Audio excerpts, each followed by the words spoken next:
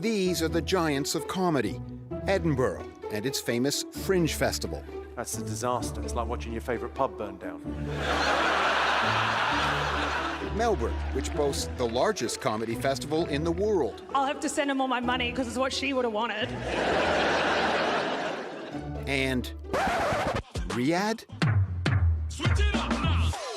Yes, Riyadh. This month, Saudi Arabia, long criticized for its harsh and repressive human rights record, hosted some of the biggest names in comedy, and those who performed faced a ferocious backlash. It was all across the media, so of course comedians were talking about it, and I thought the outrage about the comedians who performed there, I found that very intriguing. American comedian Bill Burr responded to criticism by going on the offensive.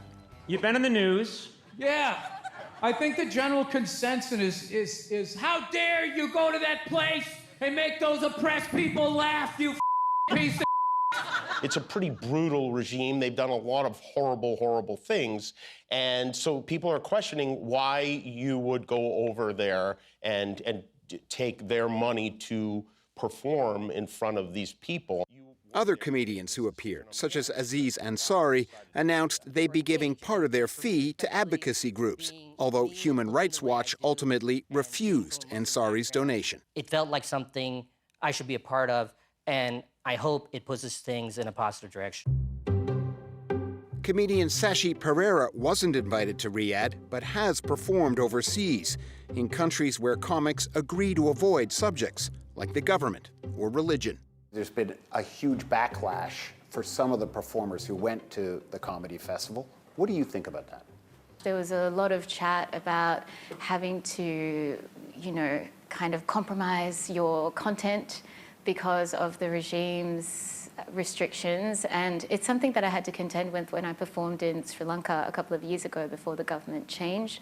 You had to put your content through a public performance board. There were certain topics you could definitely not talk about, including the government, and it was a choice. Pereira has worked as a refugee lawyer and is well aware of the concerns about Saudi Arabia's human rights record, including the murder of journalist Jamal Khashoggi. But she says from business to sports, the kingdom is hardly a pariah. And I think it would be very different if there were sanctions on Saudi Arabia and no one was doing business with them.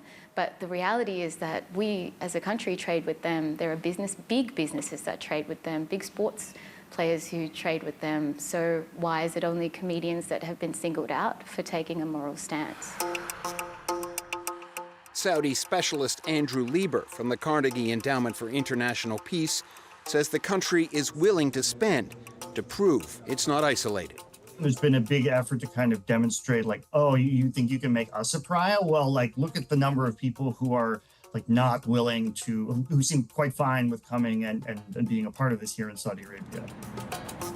That message, says Lieber, is especially aimed at the nearly 2/3 of Saudi Arabia's population that is under 30. A lot of the effort has been in terms of changing Saudi Arabia to be a place where younger Saudis want to stay, want to build their careers, want to invest, and hopefully attract foreign investment as well. Saudi Arabia is purchasing big chunks of entire industries, like gaming.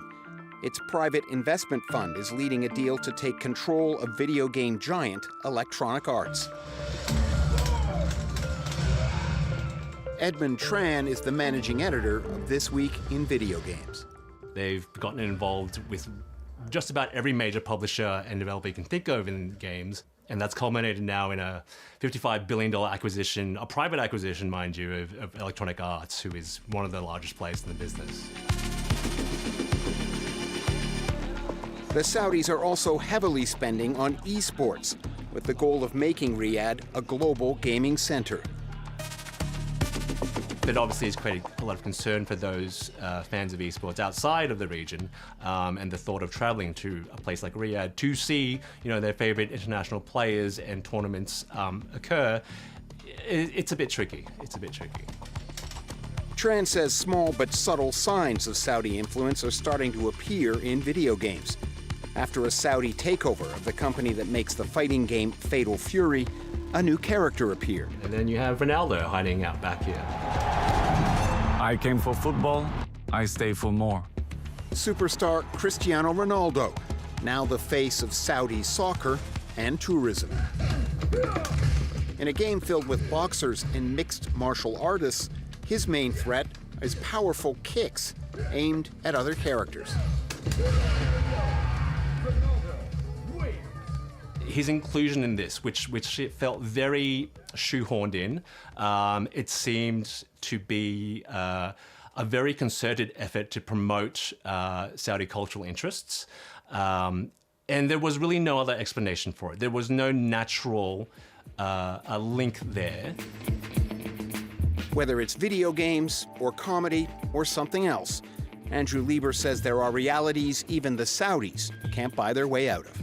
The thing about Saudi Arabia wanting to plug into these industries with a lot of high cultural resonance beyond its borders is that it then gets citizens in other countries talking about it. And I think it just points to a continued reality of Saudi Arabia moving into these spaces, is that there are going to be flashpoints where people shine a spotlight on practices inside the country. And I don't think there is an amount of spending that's going to make that entirely go away.